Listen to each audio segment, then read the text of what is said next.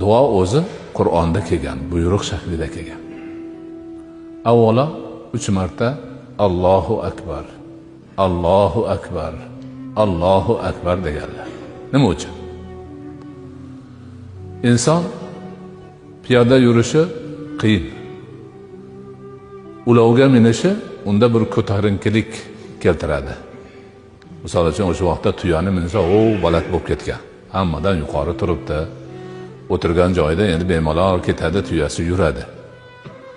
Hozir mana mashinaga minsa, o'sha ham shu piyoda ketganlardan u ustun bo'ldi.